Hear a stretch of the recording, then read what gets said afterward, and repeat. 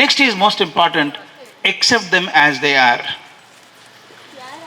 ಮಕ್ಕಳನ್ನ ಹೇಗಿದ್ದಾರೋ ಹಾಗೆ ಬಚ್ಕೊಳ್ಳಿ, ಅವ್ರನ್ನ ಒಪ್ಕೊಳ್ಳಿ ಅವ್ರನ್ನ. ಕೆಲವ್ರು ಏನು ಮಾಡ್ತಾರೆ ಗೊತ್ತಾ, ನೀವೆಲ್ಲ ಮಾಡೋಲ್ಲ, ಭಾಳ ಒಳ್ಳೆಯವ್ರು ನೀವೆಲ್ಲನೂ. ಕೆಲವರು ತಮ್ಮ ಮಕ್ಕಳ ಬಗ್ಗೆನೇ ಅಷ್ಟು ಇರೋಲ್ಲ. ಇದು ಏನು ಮಾಡಿದ್ರಿ, ನನ್ನ ಹಳ್ಳಿ ಕಡೆ ನೋಡಿದ್ದೆ ನಾನು, ಇದು ಕರ್ರ ಹುಟ್ಟಿಬಿಟ್ಟಿದೆ ನೋಡಿ, ಏನು ಮಾಡುವ ವರ ಎಲ್ಲ ಈಗ ಹುಟ್ಟಿದೆ ಅದು, ಇದು ವರ ಹುಡ್ಕೋದೆಲ್ಲಿ ಅಂತ. ಅಯ್ಯೋ ಕರ್ಮವೇ, ಆ ಹುಡ್ಕೋತಾ ಬಿಡ್ರಿ, ಯಾಕೆ ನೀವೇನು ಮಾಡ್ತೀರಿ ಅಂತ. ಅಂದರೆ ನಮ್ಗೆ ಎಲ್ಲೆಲ್ಲೂ ಬರ್ತದೆ ಅಂದರೆ ತಪ್ಪು ಕಲ್ಪನೆ ಕೂತಿದ್ದಾವೆ ನಮ್ಮಲ್ಲಿ. ಕಪ್ಪಿದ್ರೆ ಚೆನ್ನಾಗಿಲ್ಲ, ಬೆಳ್ಳಗಿದ್ರೆ ಚಂದ. Who told you? ಮಹಾಭಾರತದ ಕೃಷ್ಣ ಕಪ್ಪು, ದ್ರೌಪದಿ ಕಪ್ಪು.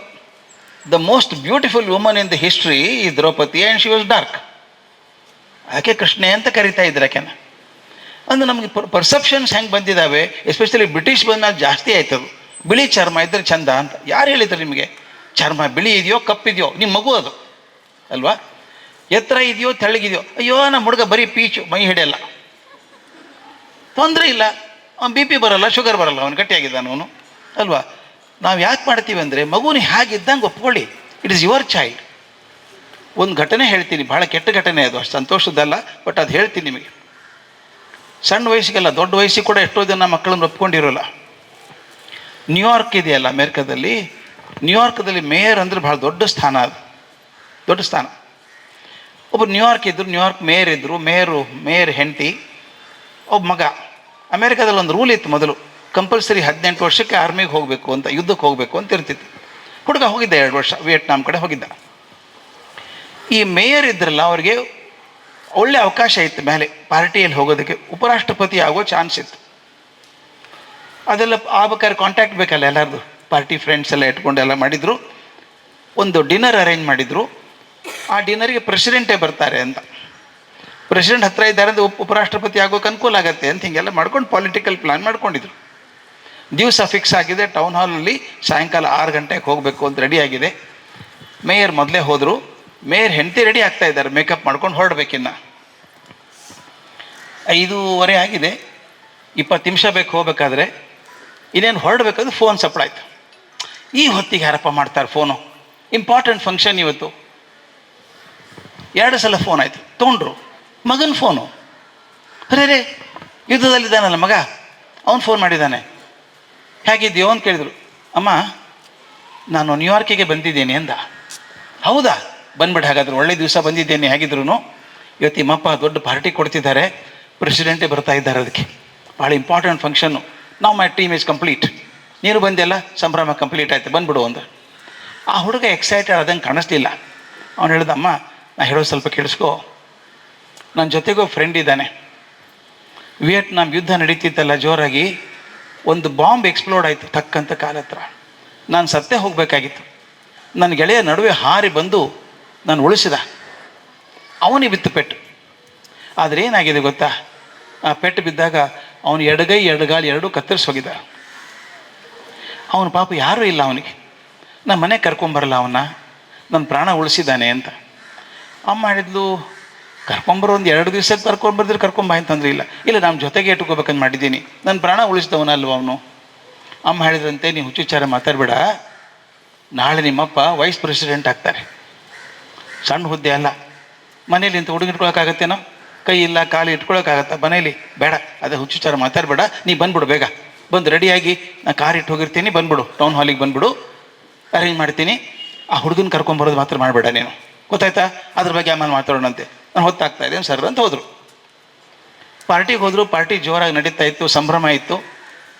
ಮತ್ತೆ ಅವ್ನು ಇರ್ತಾನಲ್ಲ, ಸ್ಟೀವರ್ಡ್ ಇರ್ತಾನಲ್ಲ ಹೋಟೆಲಲ್ಲಿ, ಬಂದು, ಮೇಡಮ್ ನಿಮ್ಮದು ಅರ್ಜೆಂಟ್ ಫೋನ್ ಬಂದಿದೆ ಅಂದ. ಆಕೆಲ್ಲ ಫೋನ್ ಬೇಡ ನನಗೆ, ಫಂಕ್ಷನಲ್ಲಿ ಇದ್ದೀನಿ. ಮೇಡಮ್ ಅರ್ಜೆಂಟ್ ಅಂತೆ, ಅಲ್ಲಿ ಲೈನ್ ಇದೆ ಹೋಗಿ ಅಂತ. ಮೂಲೆಗೆ ಹೋಗಿ ಫೋನ್ ತೊಗೊಂಡ್ರೆ ಆ ಕಡೆಯಿಂದ ಫೋನ್ ಹೇಳುತ್ತೆ, ಮೇಡಮ್ ಸಾರಿ ಡಿಸ್ಟರ್ಬ್ ಮಾಡ್ತಾ ಇದ್ದೀನಿ ನಿಮಗೆ, ನಾವು ನ್ಯೂಯಾರ್ಕ್ ಪೊಲೀಸ್ ಮಾತಾಡ್ತಿರೋದು. ಈಗ ತಾನೇ ಏರ್ಪೋರ್ಟಲ್ಲಿ ಒಬ್ಬ ಹುಡುಗ ಸತ್ತಿದ್ದಾನೆ. ಎಡಗಾಲಿಲ್ಲ, ಎಡಗೈ ಇಲ್ಲ ಅವನಿಗೆ. ಅವನ ಪೇಪರ್ಸ್ ನೋಡಿದರೆ ಅವ್ನು ನಿಮ್ಮ ಮಗ ಅಂತ ಕೂಕ್ಕೊಂಡ್ರು. ನಾನ್ ಸೆನ್ಸ್, ಏನು ಹೇಳ್ತೆ, ಬುದ್ಧಿ ಇದೆ ನಿನಗೆ? ನನ್ನ ಮಗ ಆಗಲೇ ತಾನೇ ಫೋನ್ ಮಾಡಿದ್ದ ನನಗೆ. ಅವನ ಗೆಳೆಯ ಅಂತೆ, ಅವ್ನು ಎಡಗೈ ಎಡಗಾಲು ಕತ್ತರಿಸಿ ಹೋಗಿದೆ ಅಂತ ಎಕ್ಸ್ಪ್ಲೋಷನ್ ಆಗಿ, ಅವ್ನು ಕರ್ಕೊಂಬರ್ತೀನಿ ಮನೆಗೆ ಅಂತಿದ್ದ ಅವನು. ಆ ಹುಡುಗ ಅದು, ನನ್ನ ಮಗ ಅಲ್ಲ. ಆ ಪೊಲೀಸ್ ಹೇಳ್ದ, ಅಮ್ಮ ತಪ್ಪು ತಿಳ್ಕೊಂಡಿದ್ದೀರಿ, ಅವನ ಜೊತೆ ಯಾರೂ ಇಲ್ಲ, ಅವನೊಬ್ಬನೇ ಇರೋದು. ಅವ್ನ ಪೇಪರ್ಸ್ ನೋಡಿದಾಗ ಅವ್ನ ಐಡೆಂಟಿಫಿಕೇಷನ್ ನೋಡಿದಾಗ ಅವ್ನು ನಿಮ್ಮ ಮಗನೇ. ತಕ್ಷಣ ಗೊತ್ತಾಯ್ತು ಆಕೆಗೆ ತಾ ಏನು ಮಾಡಿದ್ದೀನಿ ಅಂತ. ಏನು ಹೇಳಿದ್ಲಕ್ಕೆ? ವೈಸ್ ಪ್ರೆಸಿಡೆಂಟ್ ಮನೆಯಲ್ಲಿ ಒಂದು ಕೈ ಕಾಲು ಇರೋ ಹುಡುಗ ಇರೋಕ್ಕೆ ಸಾಧ್ಯ ಏನೋ, ಚೆನ್ನಾಗಿರುತ್ತೆ ಅದು ಅಂದರು. ಆ ಹುಡುಗ ಪರೀಕ್ಷೆ ಮಾಡೋಕ್ಕೆ ಫೋನ್ ಮಾಡಿದ್ದಾನೆ. ಅಮ್ಮ ನಾನು ಒಪ್ಕೋತಾಳ ಕೈ ಕಾಲಿಲ್ಲದೆ? ಇಬ್ಬರು ತಪ್ಪು ಮಾಡಿದ್ರು, ಅಲ್ಲಿ ಇಬ್ಬರು ತಪ್ಪು ಮಾಡಿದ್ದಾರೆ. ಆ ಹುಡುಗ ಹೇಳಬೇಕಾಗಿತ್ತು, ಅಮ್ಮ ನನಗೆ ಹೆಂಗಾಗಿದೆ ಅಂದ್ರೆ ಅಮ್ಮ ಏನು ಬೇಡ ಅಂತಿರಲಿಲ್ಲ. ಅವನು ಪರೀಕ್ಷೆ ಮಾಡೋಕೆ ಏನು ಹೇಳ್ದ, ನನ್ನ ಗೆಳೆಯನ ಕೈ ಇಲ್ಲ ಕಾಲಿಲ್ಲ ಮನೆ ಕರ್ಕೊಂಬರಲ್ಲ ಅಂದಾಗ, ಬೇಡ ವೈಸ್ ಪ್ರೆಸಿಡೆಂಟ್ ಮನೇಲಿ ಅಂತ ಹುಡುಗ ಇರೋಕ್ಕಾಗತ್ತಾ ಅಂದರು ಅವರು. ಅವನು ಅಂದ್ಕೊಂಡು ಹಾಗಾದ್ರೆ ನನಗೆ ಮನೇಲಿ ಸ್ವಾಗತ ಇಲ್ಲ ಅನಿಸುತ್ತೆ, my mother may not appreciate me coming there with one leg and one hand missing. ನಾ ಯಾಕೆ ಹೇಳ್ತಿದ್ದೇನೆ ಅಂದರೆ, ಅಷ್ಟು ದೀರ್ಘ ಹೋಗೋದು ಬೇಡ. ನಾವು ತಮಾಷೆ ಮಾಡ್ತೀವಿ, ಹುಡುಗರನ್ನ ಟೀಕೆ ಮಾಡ್ತೀವಿ. ನಾನು ನೋಡಿದ್ದೀನಿ ಹುಡುಗನ, ಆನಂದ್ ಅಂತ ಹುಡುಗ ನಮ್ಮ ಶಾಲೆಯಲ್ಲಿದ್ದೆ, ಇಂಟರ್ನ್ಯಾಷನಲ್ ಸ್ಕೂಲಲ್ಲಿ. ಅವನಿಗೆ 6ನೇ ಬೆರಳಿತ್ತು, ಇಲ್ಲೊಂದು 6ನೇ ಬೆರಳಿರುತ್ತಲ್ಲ ಹಾಗೆ ಲೂಸ್ ಜೋತಾಡ್ತಾ ಇತ್ತು. ಮಾರ್ವಾಡಿ ಹುಡುಗ ಅವನು. ಆ ಅಜ್ಜಿ ತೆಗಿಬಾರ್ದು, ಅದು ಲಕ್ಷ್ಮಿ ಅಂತ ಹೇಳ್ತಿದ್ರಂತೆ. ಆ ಬೆರಳು ತೆಗಿಬಾರ್ದು, ಲಕ್ಷ್ಮಿ ಅದು ಅಂತ. ಅವನಿಗೆ ಅದು ಇಷ್ಟ ಇಲ್ಲ. ಯಾವಾಗ ನೋಡಿದ ಕೈಗೆ ಇಟ್ಕೊಂಡಿರೋನು, ಜೇಬಲ್ಲಿ ಇಟ್ಕೊಂಡಿರೋನು. ಎಷ್ಟರ ಮಟ್ಟಿಗೆ ಕೀಳರಿಮೆ ಇತ್ತು ಗೊತ್ತಾ ಅವನಿಗೆ. ಪ್ರೆಸೆಂಟೇಷನ್ ಬಂದಾಗ ಕಿಸೆಗಳು ಎಡಗೈಯಿಂದ ಪ್ರೆಸೆಂಟ್ ಮಾಡೋನು, ಹಿಂಗೆ ಕೈ ಕಟ್ಕೊಳ್ಳೋನು. ಒಂದು ದಿವಸ ಒಂದು ಸಣ್ಣ ಪ್ರಯೋಗ ಮಾಡಿದ್ದೆ, ನಿಮ್ಮ ಮಕ್ಕಳಿಗೆ ಮಾಡಿದ್ದಂತ ದಯವಿಟ್ಟು. ನಾನು 10th ಸ್ಟ್ಯಾಂಡರ್ಡ್ ಪೋರ್ಷನ್ ಎಲ್ಲ ಮುಗಿದಿತ್ತು. ಮುಗಿದ್ರು ಕೂಡ ಹುಡುಗರು ಬಂದರು, ಸರ್ ಕ್ಲಾಸ್ ತೊಗೊಳ್ಳಿ ಸರ್ ಅಂತ. ಏನು ಕ್ಲಾಸ್ ತೊಗೊಳ್ಳೋ, ಮುಗಿತಲ್ಲ ಎಲ್ಲ ಅಂದೆ. ಸುಮ್ಮನೆ ಹಾಗೆ ಮಾತಾಡಿದ್ವಿ ಸರ್. ಹುಡುಗರು ಖುಷಿ ಅದು. ಕೂಡಿಸಿದೆ, ಇದು ಅದ್ಭುತ ಮಾಡ್ತೀನಿ ಇವತ್ತು ನಿಮ್ಗೆ ನೋಡಿ. ಹಿಂಗೆ ತಿರ್ಕೊಡಿ, ಎದರ ಬದರ ಕೂತ್ಕೊಳ್ಳಿ ಎಲ್ಲರೂ ಅಂತ ಹೇಳಿದೆ. ಚೇರ್ ಎಳ್ಕೊಂಡು ಎದರ ಬದರ ಕೂತ್ಕೋಬೇಕು. ಮನೇಲಿ ಮಾಡಿ ಮಕ್ಕಳಿಗೆ ಮಾಡಿಸಿ ಎದರ ಬದರ ಕೂತು ಹೀಗೆ ಮುಂದೆ ಕೂತಿದ್ದಾನೆ, ಮುಖ ನೋಡ್ತಾ ಇರಿ, ಹಿಂಗೆ ನೋಡ್ತಾ ಇರಿ ಮುಖ. ಮುಜುಗರಾಗಲು ಒಂದು ನಿಮಿಷ, ಆದ್ರೆ ಅಡ್ಡಿ ಇಲ್ಲ, ಹಿಂಗೆ ನೋಡ್ತಿರ್ಬೇಕು. ನೋಡು ಹುಬ್ಬು ನೋಡು, ಆ ಕೂದಲು ಹೆಂಗೆ ಹಾರಾಡುತ್ತೆ ನೋಡು, ಇಲ್ಲೊಂದು ಸಂಘ ಚಿಕ್ಕ ಇದೆಯಲ್ಲ ಅದು ನೋಡು ಸ್ವಲ್ಪ, ತುಟಿ ಸೊಟ್ಟ ಇದೆಯಾ ನೋಡು, ಮೂಗು ಹಿಂಗೆ ಸೀದಾ ಇದೆ, ಸೊಟ್ಟ ಇದೆಯಾ ನೋಡು, ಗಮನ ಇಟ್ಟು ನೋಡು ಅಂದ್ಬಿಟ್ಟು ಹೇಳಿದೆ. You are seeing the wonder of the world. ಪ್ರಪಂಚದ ಅದ್ಭುತ ನೋಡ್ತಾ ಇದ್ದೀರಿ ನೀವು. ಯಾಕಂದರೆ ಇಂಥ ಮುಖ ಪ್ರಪಂಚದಲ್ಲಿ ಇನ್ನೊಂದಿಲ್ಲ. 800 ಕೋಟಿ ಜನ ಇದ್ದಾರೆ. ಅದೇ ಮಗುವಿನಾಗಿರುವಂಥ ಮಗು ಇನ್ನೊಂದು ಪ್ರಪಂಚದಲ್ಲಿ ಹಿಂದೆ ಇತಿಹಾಸದಲ್ಲಿ ಇರಲಿಲ್ಲ, ಇವತ್ತಿಲ್ಲ, ಮುಂದೂ ಇರಲ್ಲ. Don't think it's a wonder of the world ಅಲ್ವಾ? ನಾವು ತಾಜ್ ಮಹಲ್ ಹೋಗ್ತೀವಿ ನೋಡೋದಕ್ಕೆ, ಯಾಕಂದರೆ ಪ್ರಪಂಚದಲ್ಲಿ ಒಂದೇ ತಾಜ್ ಮಹಲ್ ಇರೋದು, ಲೀನಿಂಗ್ ಟವರ್ ಆಫ್ ಒಂದೇ ಇರೋದು. ಹಾಗೆ ಈ ಮಗುನು ಒಂದೇ ಅಲ್ವಾ, ವಂಡರ್ ಆಫ್ ದಿ ವರ್ಲ್ಡ್ ಅಲ್ವಾ? ನಾನು ನೆಗೆಟಿವ್ ಯಾಕೆ ಹುಡುಕ್ತೀನಿ ಮಗು ಬಗ್ಗೆ? ಇಷ್ಟು ವಂಡರ್, ಪ್ರಪಂಚದ ಅದ್ಭುತ ಅದು. ಅದಕ್ಕಿಂತ ಇನ್ನೊಂದು ಅದ್ಭುತ ಹೇಳ್ತೀನಿ ಸ್ನೇಹಿತರೆ. ನಿಮ್ಮ ಕೈ ನೋಡ್ಕೊಳ್ಳಿ, ಬೆರಳಿನ ತುದಿಗೆ ಒಂದಿಷ್ಟು ಗೆರೆ ಇದ್ದಾವೆ ಗೊತ್ತಲ್ಲ, ಫಿಂಗರ್ ಪ್ರಿಂಟ್ ಅಂತ ಕರಿತೀವಿ. ಗೆರೆಗಳಿದ್ದಾವೆ, ಏನೂ ಅನಿಸಲ್ಲ, ಶಂಖ ಚಕ್ರ ಅಂತೇನೋ ಹೇಳ್ತಾರೆ ಕೆಲವರು. ಆದರೆ ನಿಜ ಗೊತ್ತಾ, ಈ ನಿಮ್ಮ ಬೆರಳಿಗಿರುವಂಥ ಗೆರೆ ಪ್ರಪಂಚದ 800 ಕೋಟಿ ಜನರ ಗೆರೆಗೆ ಮೆಚ್ಚು ಹೊಂದೋಲ್ಲ, ಅದೊಂದೇ ಬೇರೆ. ಅದಕ್ಕೆ ಬ್ಯಾಂಕ್ನವ್ರು ನಿಮ್ಮ ಸಿಗ್ನೇಚರ್ ನಂಬಲ್ಲ, ಅವ್ರು ಹೆಬ್ಬೆಟ್ ನಂಬುತ್ತಾರೆ. ಸಿಗ್ನೇಚರ್ ಮಾಡಿಫೈ ಮಾಡ್ಬೋದು, ನಾನು ಹೆಬ್ಬೆಟ್ ಮಾಡೋಕ್ಕಾಗಲ್ಲ. ಅಂದರೆ ಎಷ್ಟು ಸೃಷ್ಟಿ ಮಾಡಿದ್ದಾನೆ ಭಗವಂತ, ನಮ್ಮನ್ನು ವಿಶೇಷವಾಗಿ ಸೃಷ್ಟಿ ಮಾಡಿದ್ದಾನಲ್ಲ.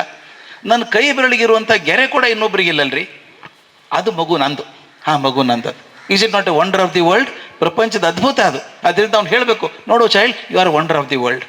ಹಾಗೆ ಬದುಕಬೇಕಣೋ, ವಂಡರ್ ಆಫ್ ದಿ ವರ್ಲ್ಡ್ ಥರನೇ ಬದುಕಬೇಕು. ಅದು ಹೇಳಬೇಕು. ಸ್ಟೋನ್ ಅಫೆಕ್ಷನ್ ತೋರಿಸಿ ಹುಡುಗನಿಗೆ. ಅವನು ಪ್ರಯತ್ನ ಮಾಡಿದ್ದನ್ನು ಮೆಚ್ಕೊಳ್ಳಿ, ಸಣ್ಣ ಸಣ್ಣ ಪ್ರಯತ್ನ ಮೆಚ್ಕೊಳ್ಳಿ. ಮುಖ್ಯ ಅಫೆಕ್ಷನ್ ತೋರಿಸಿ, ಸ್ಮೈಲ್. ಮನೆಗೆ ಬಂದ ತಕ್ಷಣ, ನೀವು ಆಫೀಸಿಂದ ಹೋದರೆ ಮನೆಗೆ ಸುಸ್ತಾಗಿ ಹೋದಾಗ ಬಂದ ತಕ್ಷಣ, ಏನು ರೀ ಬರಲೇ ಇಲ್ಲ, ಗ್ಯಾಸೇ ಬಂದಿಲ್ಲ ನೋಡ್ರಿ ಅದು ಅಂದ್ರೆ ಹೆಂಗಿರ್ತದೆ? ಒಂದು ನಿಮಿಷ ಕೂತ್ಕೋತೀನಿ ತಾಯಿ, ಆಮೇಲೆ ಮಾಡ್ತೀನಿ ಎಲ್ಲ ನೋಡ್ತೀರಿ ಅನ್ನಲ್ವ, ಬೇಕು ಕೋಪ ಆಗಲ್ವ ನಿಮಗೆ? ಅದೇ ಥರ ಮಗು ಶಾಲೆಯಲ್ಲಿ ಬ್ಯಾಗ್ ಹೊತ್ಕೊಂಡು ಬರುತ್ತೆ, ಕಾಲು ಎಳ್ಕೊಂಡು ಬಂದು, ಶಾಲೆಯಲ್ಲಿ ಏನಾಯ್ತು ಬಯಸ್ಕೊಂಡೆ ಯಾವತ್ತು? ಯಾಕೆ ಬಂದ ತಕ್ಷಣ ನಗುಮುಖ ತೋರಿಸಿ ಸ್ವಲ್ಪ. As you expect somebody to smile and receive you, child also expect you to receive with a smile. ಎಷ್ಟು ಸ್ಮೈಲ್ ಮಾಡ್ತೀರಿ ಹುಡುಗರು ಅಷ್ಟು ಚೆನ್ನಾಗಿರ್ತಾರೆ ಮಕ್ಕಳು. ಚೇರ್ಫುಲ್ ಇರಬೇಕು. ಕೆಲವು ಮಕ್ಕಳು ಕಂಪ್ಲೇಂಟ್ ಮಾಡ್ತಾರೆ, ಅಬ್ಬ ನೀ ಶಾಲೆಗೆ ಬರಬೇಡ, ನೀನು ಬಂದ ತಕ್ಷಣ ಕಂಪ್ಲೇಂಟ್ ಮಾಡ್ತೀಯ, ಊಟ ಮಾಡಲ್ಲ ಯಾಕೆ ಅಂತ ಹೇಳ್ತೀರಿ, ಇವ್ ನೋಡಿ ಮನೇಲಿ ಗದ್ದಲ ಆಗ್ತಾನೆ ಅಂತ ಹೇಳ್ತೀರಿ. Why do you complain with negative things? ಅದಕ್ಕೆ ನೀವು ಬರಬೇಡ ಅಂತ ಒಂದು. So start appreciating. ಮತ್ತು ಇದು ಭಾಳ ಮುಖ್ಯ, set firm kind limits. Definite ಹಿಂಗೆ ಮಾಡಬೇಕು ಅಂತ ಕಂಡೀಷನ್ ಹಾಕಿ, ಆದರೆ ಅತಿಯಾದ ಕಂಡೀಷನ್ಸ್ ಹಾಕಬೇಡಿ.